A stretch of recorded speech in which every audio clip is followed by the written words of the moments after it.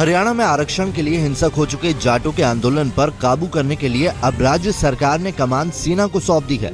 रोहतक, जींद, झज्जर, भिवानी, हिसार, कैथल, सोनीपत और पानीपत में सेना ने मोर्चा संभाल लिया है। वहीं कई प्रभावित जिलों में मोबाइल और इंटरनेट सेवा बंद कर दी गई है। देर रात केंद्रीय मंत्रियों ने भी हरियाणा में बिगड़े हालात का जायजा लिया। इनमें गृह मंत्री राजनाथ सिंह, मनोहर पर्रिकर, सुषमा स्वराज और अरुण जेटली शामिल हुए। केंद्र के तमाम बड़े मंत्री मुख्यमंत्री मनोहर लाल खट्टर के साथ संपर्क बनाए हुए हैं। गृह मंत्री राजनाथ सिंह ने पुलिस फायरिंग में हुई 3 लोगों की मौत पर दुख जताया है। राजनाथ सिंह ने बातचीत के रास्ते से समस्या का समाधान निकालने की मांग की, तो वहीं सीएम खट्टर ने लोगों से कानून व्यवस्था को हाथ में न लेने की अपील भी की और जाटों की मांगों पर सरकार के गंभीर रुख का भरोसा भी दिया।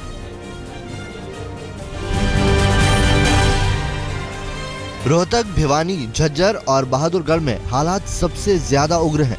गुस्साए जाटों ने यहां सड़कों से लेकर रेल की पटरियों तक को बंधक बना दिया है। जगह जगह तोड़फोड़ हुई। रोहतक में प्रदर्शनकारियों को काबू में करने के लिए पुलिस को फायरिंग करनी पड़ी, जिसमें 3 लोगों की मौत की खबर है।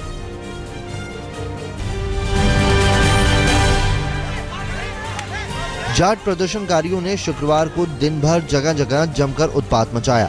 रोहतक झज्जर टोल प्लाजा को आग लगा दी गई, तो एम्बुलेंस भी फूंक दी गई। गुड़गांव में सोहना रोड पर घंटों जाम लगाए रखा। दिल्ली रोहतक हाईवे जाम है।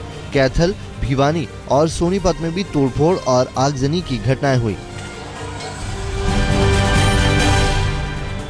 जाट प्रदर्शनकारियों के निशाने पर बीजेपी नेता और मंत्री भी रहे।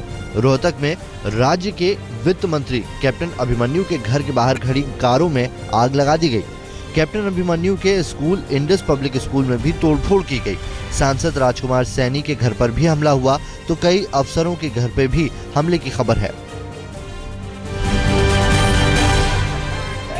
शुक्रवार को हरियाणा सरकार ने सर्वदलीय बैठक बुलाई है, जिसमें सीएम खट्टर ने जाट आरक्षण पर कमेटी बनाने का ऐलान कर दिया।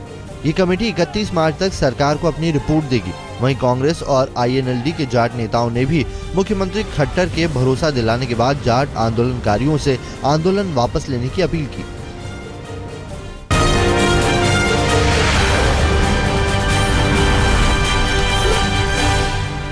कन्हैया मामले में राष्ट्रीय मानवाधिकार आयोग ने सुप्रीम कोर्ट में रिपोर्ट दे दी। रिपोर्ट में कहा गया कि तिहाड़ जेल में कन्हैया की सुरक्षा के पुख्ता बंदोबस्त किए गए हैं। जेल प्रशासन ने कन्हैया को अलग सेल में रखा है और उसकी 24 घंटे निगरानी के लिए इंतजाम किए गए हैं। दिल्ली पुलिस की हिरासत में आई कन्हैया कुमार की लिखित अपील को लेकर कन्हैया ने चौंकाने वाला बयान दिया है। कन्हैया कुमार के मुताबिक वो बयान दिल्ली पुलिस ने दबाव देकर उससे लिखवाया था, न कि उसने अपनी मर्जी से वो बयान लिखा था। पटियाला हाउस कोर्ट में वकीलों के हंगामे पर कन्हैया ने अपने बयान में कहा है कि पटियाला हाउस कोर्ट के भीतर 17 फरवरी को वकीलों के लिबास में कुछ लोगों ने उसे गालियां दी और उसके साथ मारपीट की, जबकि मौके पर पुलिस भी मौजूद थी। कन्हैया के मुताबिक कोर्ट के भीतर दिल्ली पुलिस ने उसे बचाने के लिए कुछ नहीं किया। सुप्रीम कोर्ट ने कन्हैया कुमार की जमानत याचिका पर सुनवाई से इनकार कर दिया। कोर्ट ने कन्हैया के वकीलों को हाईकोर्ट जाने की सलाह दी है। पटियाला हाउस कोर्ट में अपने वकीलों को खतरा बताते हुए कन्हैया की तरफ से सुप्रीम कोर्ट में जमानत याचिका दी गई थी। अब हाईकोर्ट में कन्हैया की जमानत पर मंगलवार को सुनवाई होगी। बेंगलोर में कन्हैया कुमार की रिहाई के लिए हो रहे प्रदर्शन में शामिल हुए अभिनेता गिरीश कर्नाड ने शुक्रवार को एक विवादित बयान दिया। उन्होंने कहा कि कन्हैया ने अगर देश विरोधी बयान दिया है तो ये कोई देशद्रोह नहीं है, बल्कि उनकी राय में भी देश के टुकड़े होने चाहिए। देशद्रोह तब होता जब वो हिंसा करते। Even if he had said these things, Kanhaiya Kumar had said these things, he had the right to say it. I have a right to say that let India fall to bits. Why can't I say it? It's my opinion.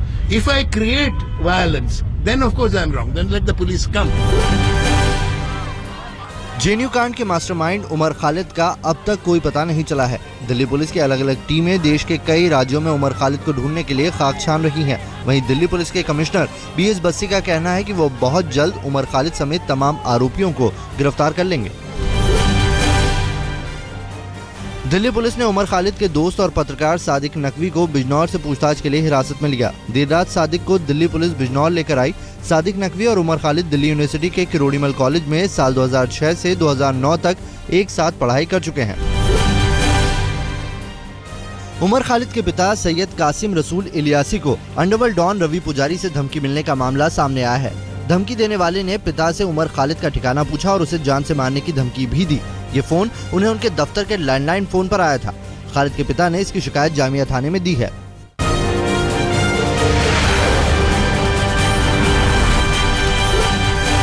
Kalikho पुल को बीती रात अरुणाचल प्रदेश के राज्यपाल राजखोवा ने राज्य के 9वें मुख्यमंत्री के रूप में पद और गोपनीयता की शपथ दिलाई। कालिखो पुल को बीजेपी और कांग्रेस के बागी विधायकों का समर्थन प्राप्त है। सुप्रीम कोर्ट के आदेश के बाद अरुणाचल में नई सरकार के गठन का रास्ता साफ हो गया था।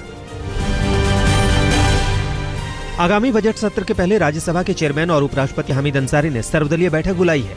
बैठक दोपहर 3:30 बजे होगी। बैठक में जेएनयू कांड समेत अलग अलग विषयों पर सरकार और विपक्ष के बीच गतिरोध दूर करने की कोशिश की जाएगी। राष्ट्रीय स्वयंसेवक संघ अपने सदस्यों और स्वयंसेवकों के लिए आज दिल्ली में सोशल मीडिया पर खास सेशन का आयोजन करने वाला है। ये सेशन खासतौर पर राम मंदिर से जुड़े एक अभियान के सिलसिले में रखा गया है। सोशल मीडिया में राम मंदिर को लेकर संघ की तरफ से चलाए जाने वाले अभियान के लिए ट्रेनिंग देना चाहता है। पीडीपी और बीजेपी के बीच सरकार गठन को लेकर बातचीत के लिए पीडीपी के सीनियर नेता हसीब द्राबू आज दिल्ली आएंगे। द्राबू की मुलाकात राम माधव समेत बीजेपी के दूसरे बड़े नेताओं से हो सकती है। बीजेपी और मुफ्ती मोहम्मद सईद के बीच पिछले समझौते के दौरान भी द्राबी मौजूद रहे थे।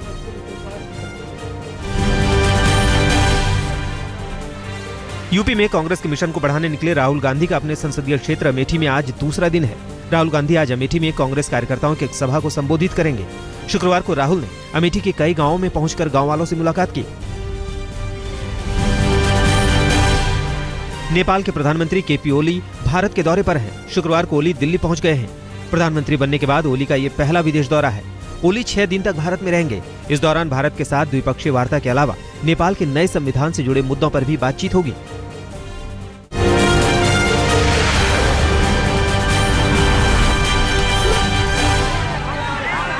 पाटीदार नेता हार्दिक पटेल को शुक्रवार रात सूरत के एक अस्पताल में भर्ती कराना पड़ा। अपनी मांगों को लेकर हार्दिक पटेल ने जेल में ही अनशन शुरू कर दिया था। भूखे रहने की वजह से उनकी तबीयत कल शाम बिगड़ गई, जिसके बाद उन्हें अस्पताल में भर्ती कराना पड़ा। पटना में पुलिस ने रेप के आरोपी विधायक राजबल्लभ यादव के बेटे को गिरफ्तार कर लिया है। विधायक के बेटे पर बलात्कार के मामले में सबूत निकालने का आरोप है। रेप के आरोपी विधायक राजबल्लभ यादव अब तक फरार है। बिहार शरीफ की कोर्ट में विधायक ने अग्रिम जमानत के लिए अर्जी दी थी, जिसे आज तक के लिए टाल दिया गया था।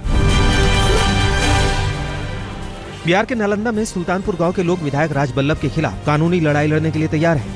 पीड़ित लड़की के गरीब परिवार की मदद के लिए पूरा गांव चंदा इकट्ठा कर रहा है। गांव के लोगों का कहना है कि दोषी विधायक को सजा दिलाने के लिए वो लड़ाई में कोई कसर नहीं छोड़ेंगे। नकल की हैरान करने वाली तस्वीरें इस बार उत्तर प्रदेश के इलाहाबाद से आई हैं। यूपी बोर्ड का हाई स्कूल यानी 10वीं का इम्तिहान चल रहा है, लेकिन छात्रों के पास सॉल्व्ड पेपर मौजूद है, जिसमें से उन्हें आंसर शीट में केवल जवाब ही नकल करनी है। मदद के लिए एग्जामिनर भी मौजूद है। इंदौर के सेंट्रल कोतवाली थाने में तैनात एएसआई बीएस कुशवाहा को लोकायुक्त पुलिस ने 20,000 रुपए की रिश्वत लेते हुए रंगे हाथों गिरफ्तार कर लिया। घूसखोर इंस्पेक्टर के दुकान में निर्माण का काम पूरा करने के लिए दुकानदार से रिश्वत ले रहा था, लेकिन शिकायत मिलने के बाद जाल बिछाकर लोकायुक्त की टीम ने उसे रंगे हाथों गिरफ्तार कर लिया।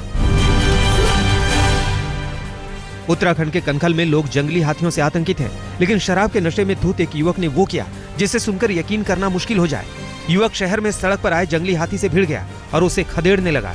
युवक की बहादुरी देखकर हाथी भी आतंकित दिखने लगा और वापस जंगल की ओर चला गया।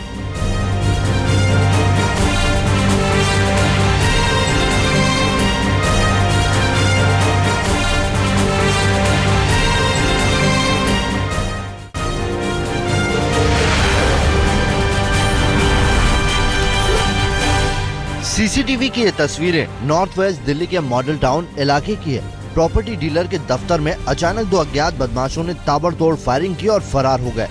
फायरिंग करने वाले हमलावर बाइक पर आए थे। दोनों हमलावरों की तस्वीरें सीसीटीवी में कैद हो गई है। पुलिस मामले की जांच में जुट गई है।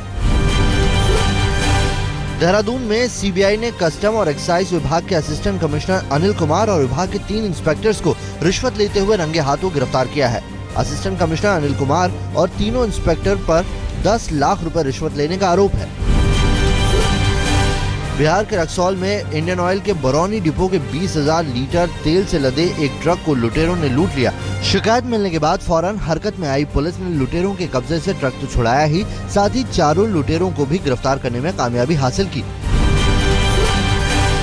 उत्तराखंड के उधम सिंह नगर के एक होटल में युवती ने एमएमएस बनाए जाने की शिकायत पुलिस को दी है। युवती एक शादी में शामिल होने के लिए यहाँ आई थी और होटल में ठहरी हुई थी। होटल में बाथरूम में अचानक युवती की निगाह एग्जॉस्ट की तरफ पर मोबाइल फोन से क्लिपिंग बनाते हुए एक युवक पर पड़ी। वारदात के बाद से ही आरोपी फरार है। बिहार के सीतामढ़ी में हड्डी रोग विशेषज्ञ डॉक्टर आर प्रकाश के क्लिनिक पर 3 बाइक सवार बदमाश अचानक अंधाधुंध फायरिंग करते हुए फरार हो गए। माना जा रहा है कि मामला रंगदारी के लिए दहशत पैदा करने को था। पुलिस मामले की जांच में जुट गई है। झारखंड की राजधानी रांची से 40 किलोमीटर दूर बुंडू में गुरुवार रात कई घंटे तक चली मुठभेड़ में सीआरपीएफ ने 4 नक्सलियों को मार गिराया। मुठभेड़ में 2 सीआरपीएफ जवान घायल भी हुए, जिनकी हालत नाजुक बनी हुई है। घंटों तक चली मुठभेड़ में 500 से ज्यादा राउंड गोलियां चलाई गयी। मुंबई में रेलवे स्टेशन पर 2 मोबाइल चोरों को निर्वस्त्र कर पीटने के वीडियो की जांच करते हुए पुलिस ने 2 युवकों को गिरफ्तार किया है।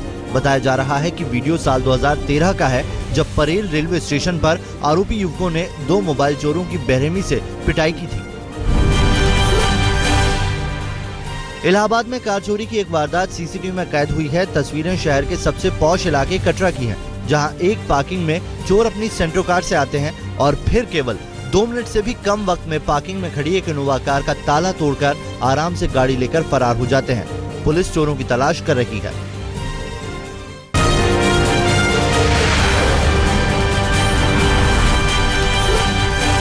न्यूजीलैंड के कप्तान ब्रेंडन मैकुलम ने ऑस्ट्रेलिया के खिलाफ खेलते हुए टेस्ट क्रिकेट के इतिहास का सबसे तेज शतक बना दिया। मैकुलम ने केवल 54 गेंदों का सामना करते हुए शतक बनाया, जिसमें उन्होंने 4 छक्के और 16 चौके जड़े। मैकुलम टेस्ट क्रिकेट से संन्यास का पहले ही ऐलान कर चुके हैं और अपना आखिरी मैच खेल रहे हैं। पठानकोट हमलों के सिलसिले में पाकिस्तान ने पहली एफआईआर दर्ज कर ली है। पाकिस्तान के काउंटर टेररिज्म डिपार्टमेंट ने ये एफआईआर पाकिस्तान पीनल कोड की धारा 302, 324 और 109 के तहत दर्ज की है। लेकिन हैरानी की बात यह है कि भारत के पुख्ता सबूत दिए जाने के बावजूद ये एफआईआर अज्ञात लोगों के खिलाफ दर्ज की गई है, जैश ए मोहम्मद या मसूद अजहर के खिलाफ नहीं।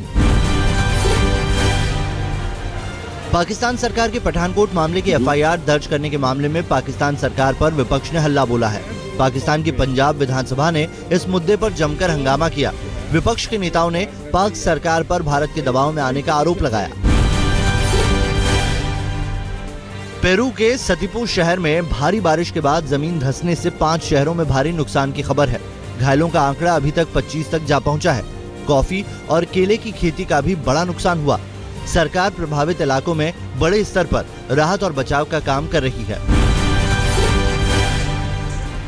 शुक्रवार को लंदन फैशन वीक की शुरुआत हो गई। लंदन फैशन वीक में इस बार दुनिया भर से आए 83 टॉप फैशन डिजाइनर्स अपने डिजाइन पेश करेंगे। ये डिजाइन ऑटम और विंटर कलेक्शन 2016 के होंगे।